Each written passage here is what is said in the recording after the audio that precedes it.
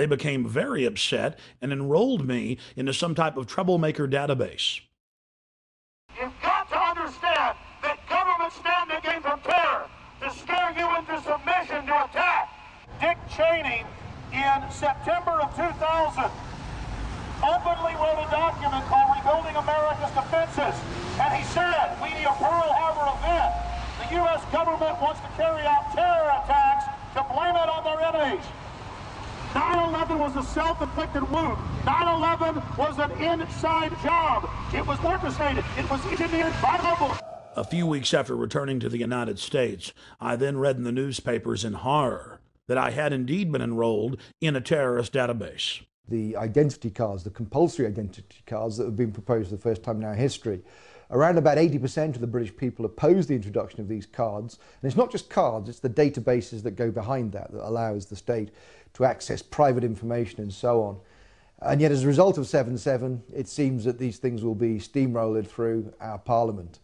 Wherever we look at the moment, there are assaults on civil liberties as a result, of course, of the so-called war on terror. Similar guidelines have been implemented inside the United States. A Virginia anti-terror training manual lists property rights activists as potential terrorists. A Texas manual lists those wearing Levi's jeans, having cell phones, and who are, quote, friendly towards the police as potential terrorists. In Arizona, they list those that make frequent references to the U.S. Constitution as potential terrorists. All of these guidelines have been produced by the federal government and distributed at the state level.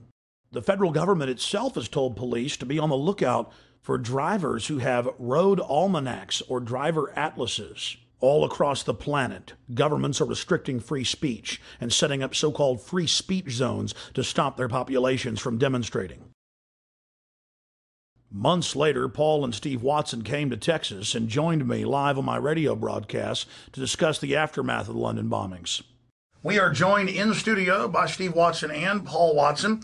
Guys, you've been in the United States now for about 7 days. How have you liked it? It's been pretty good so far.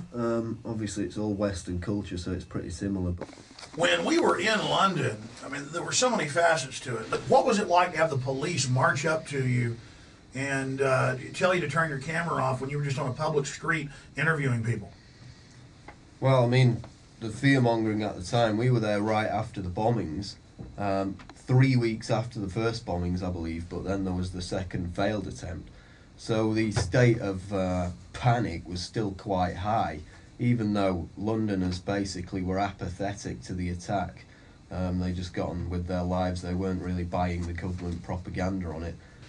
We had case after case where we'd be out on the street doing interviews with people, and we'd be showing the video cameras, and there were people working right there at the Hard Rock Cafe, and I'm like, look at these cameras, they're everywhere, they're in plain view, and the manager comes out and goes, you know, thanks for showing me that, I've never noticed those. What's your name, sir? Charlie. I'm Alex, nice to meet you, Charlie. Alex, how you doing? Good. What do you think of the new symbol of the United Kingdom is going to switch from the Union Jack to the black surveillance camera? Well, you know, there's plenty going on in London, so they need the surveillance cameras everywhere. But I mean, it's going to be the new national symbol, or of course I'm being sarcastic, but really it has become the national symbol. 4+ million surveillance cameras in the great city of London alone. Nothing to say about it. You know, I don't even see them there. You don't see them? They don't exist? No. 4 million in the city. That's the first time I've even noticed they're there, and I've been working here a year. Out of sight, out of mind, huh? That's it, that's it. That's kind of Orwellian, though. You seem like a smart guy, but did you know only the smartest people in the inner party know how to engage in doublethink and doublespeak, where you don't even notice the cameras that are there? In fact, if you say they're not there, they're not there. Here, together, let's say they don't exist. All right, they don't exist. 2 plus 2 equals 5, hey. Hey, you could get an inner party membership. All right, I'm into it. I mean, that was actual doublethink. Steve, Paul, you want to comment on that? Well, let me read a quote from Orwell from 1984. Doublethink is an unending series of victories over your own memory, reality, control.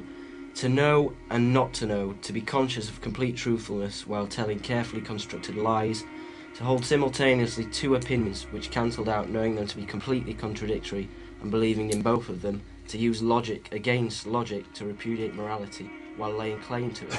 And this is exactly what we saw over and over again in London. You've got a nest of, what, 6 or 7 cameras, and people are out there saying they've never noticed them. It's like, it's a survival mechanism to deny reality, but at the end of the day, it's not even a survival mechanism, it's quite dangerous. We were asking the attitudes of taxi drivers about the bombings. They were all quite ambiguous. They kind of believed the government line at that point. Do you ever wonder who's really behind it?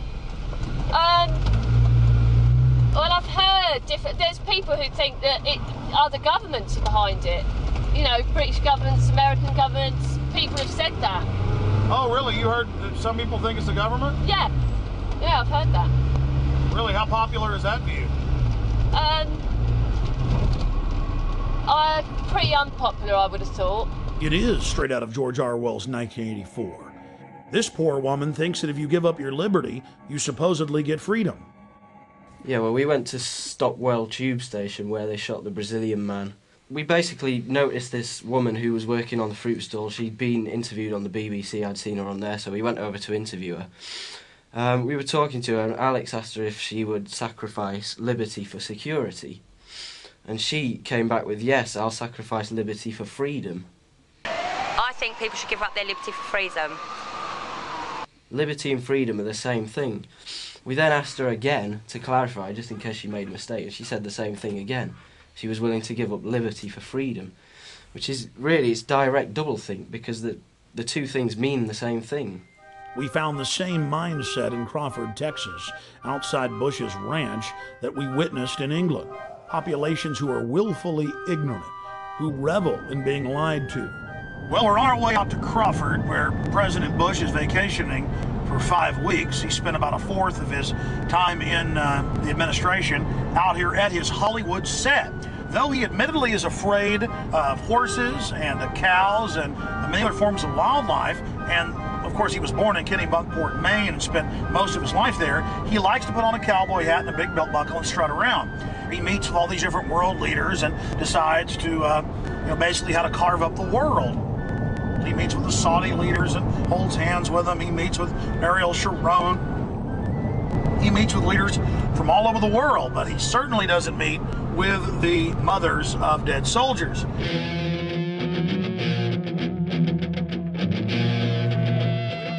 They don't have any skin in the game, so it's easy for them to say, let's keep our troops over there, let's complete the mission, even though we don't even know what the mission is. That's really a theme, that we got to get them before they get us. Do you think Iraq attacked us on 9/11? Maybe not Iraq itself, but the belief in the cause that those people have did. Yeah, absolutely. The 15 of the 19 hijackers came from Saudi Arabia. Bush is out at his ranch holding hands with the royal princes, but then we've got to go into Iraq. No, I mean, seriously, sir, it's a serious issue. I know where you're going. Where do you think we're coming from, though, sir? I mean, tell me. A lot of you are trying to connect this, we're in bed with Saudi Arabia BS, and this is all a big farce to get Saudi oil and all that. That's not what it's about. So our government isn't in bed with Saudi, okay. While in Crawford, we ran into Ray McGovern and spoke with him about Iraq. Ray McGovern is a retired, senior-level CIA analyst whose career spanned the administrations of John F. Kennedy to George H.W. Bush. His duties included chairing national intelligence estimates and preparing the president's daily brief. I believe that they are still interested in permanent military bases there. I believe they are still interested in controlling the oil from that part of the world. And so it will be stay the course. It will be 6, 7, 8 U.S. troops killed every day or every week. And what's below the surface here was revealed to me by a very well-heeled gentleman who came up to me after a speech I made outside of Milwaukee in a very affluent suburb. He said, "Mr. McGovern, get real. I mean, what's your problem?" He said, you don't have any problem with, you don't deny that we need the oil, do you?" And I said, "No." He said, "Well, 6, 7, 8, 10 Marines a week for the oil, you have to admit that's a very, very cheap price for the oil." I said to him, "How do I handle this?" I said, "Well, the utilitarian argument is probably the best. I object to it," said I,